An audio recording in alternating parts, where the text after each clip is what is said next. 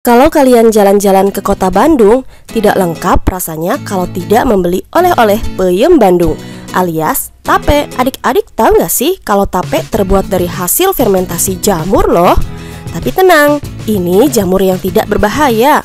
Tape difermentasi melalui teknik bioteknologi. Selain tape, masih banyak lagi produk-produk bioteknologi yang lain. Penasaran apa saja? Yuk saksikan video berikut ini.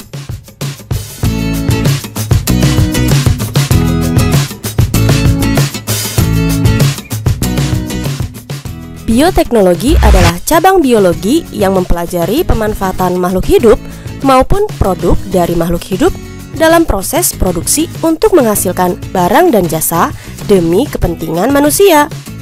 Bioteknologi adalah ilmu terapan karena menggabungkan berbagai cabang-cabang ilmu, antara lain biokimia, biologi molekuler, mikrobiologi, genetika, kimia, dan lain-lain. Terdapat dua jenis bioteknologi, yaitu ada yang konvensional dan ada yang modern.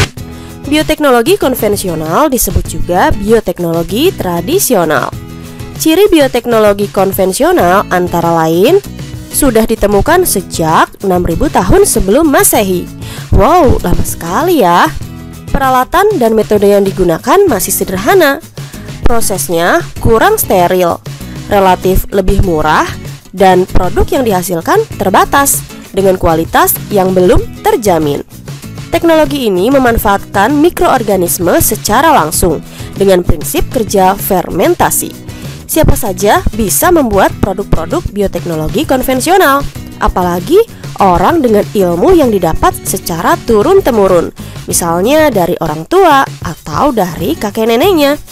Nah, contoh produk bioteknologi konvensional sebagian besar berupa produk pangan, misalnya tempe, tape, roti, keju, nata de coco, dan lain-lain.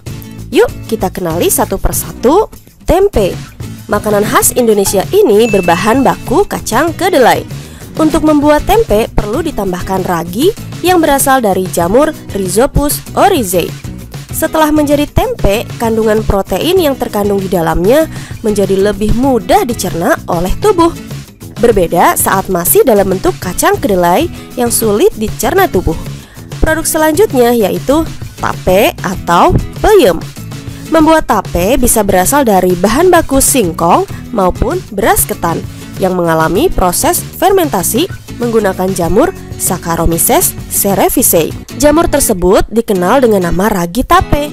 Proses fermentasi tape dengan cara mengubah glukosa yang berasal dari bahan baku singkong atau beras ketan menjadi alkohol dan karbon dioksida. Alkohol?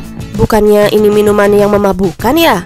Yap, betul. Tapi saat makan tape tidak akan membuat mabuk karena kadar alkohol yang diproduksi sangat kecil. Selain membuat tape, jamur Saccharomyces cerevisiae juga bisa dipakai untuk membuat roti, donat, bahkan wine atau bir. Pada pembuatan roti atau donat yang biasanya dipanaskan, maka alkohol yang terbentuk akan menguap ke udara, sedangkan karbon dioksida akan terjebak di dalam adonan tepung terigu.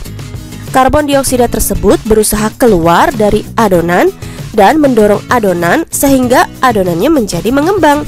Jadi, yang membuat adonan roti atau donat mengembang akibat desakan gas karbon dioksida ya. Nah, sedangkan untuk pembuatan wine atau bir memiliki kadar alkohol yang sangat tinggi. Eits, ingat, sebagai orang Islam diharamkan ya makanan atau minuman yang memabukkan. Produk selanjutnya yaitu kecap, tauco, dan juga oncom. Ketiga makanan tersebut berbahan baku sama, yaitu kacang kedelai. Kecap difermentasi menggunakan jamur Aspergillus wenti. Tauco dari jamur Aspergillus oryzae, sedangkan oncom dari jamur Neurospora crassa. Berikutnya adalah yogurt. Yogurt adalah susu yang difermentasi atau diasamkan. Untuk membuat yogurt bisa menggunakan bakteri Streptococcus thermophilus, Lactobacillus bulgaricus, atau Lactobacillus casei. Fungsi bakteri tersebut untuk mengubah gula susu atau laktosa menjadi asam laktat, sehingga rasa susunya menjadi asam. Selanjutnya, nata de coco yang berasal dari air kelapa sebagai bahan baku utamanya. Nata de coco menggunakan bakteri Acetobacter psyllinum yang berfungsi mengubah gula atau glukosa menjadi selulosa. Ada lagi keju. Bahan baku pembuatan keju sama seperti yogurt, yaitu dari susu juga. Hanya berbeda jenis mikroorganisme untuk fermentasinya. Keju bisa menggunakan mikroorganisme dari kelompok jamur dan bisa juga dari kelompok bakteri. Jika berasal dari jamur, bisa menggunakan Penicillium roqueforti dan Penicillium camemberti. Sedangkan jika berasal dari bakteri, menggunakan Lactobacillus lactis, Streptococcus salivarius, atau Lactobacillus plantarum. Selain makanan-makanan tadi yang telah kita bahas, produk bioteknologi konvensional lain adalah cuka. Fermentasi asam cuka adalah proses lanjutan dari fermentasi alkohol. Ingat kan tentang tape, roti, atau bir yang tadi?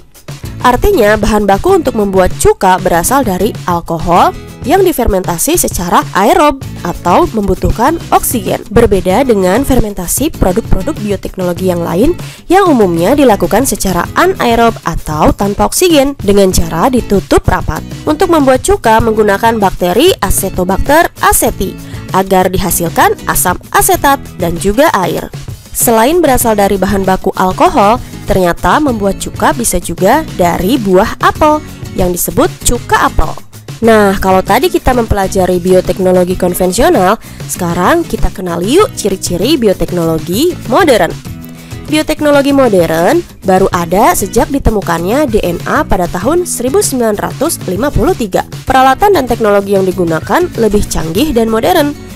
Prosesnya harus dilakukan secara steril dengan biaya yang lebih mahal. Produk yang dihasilkan banyak dengan waktu yang relatif lebih cepat dan kualitasnya pun lebih terjamin. Bioteknologi ini dapat menggunakan mikroorganisme langsung atau bagian tubuh dari organismenya saja. Prinsip kerjanya yaitu rekayasa genetika. Hanya orang yang profesional sajalah yang mampu melakukan proses bioteknologi ini. Nah, contoh produknya yaitu tanaman dan hewan transgenik, hewan hasil cloning, insulin buatan, vaksin, antibodi monoklonal, dan lain-lain. Penasaran proses-prosesnya seperti apa? Nantikan di video selanjutnya ya. Jangan lupa like, komen, dan subscribe-nya. Terima kasih.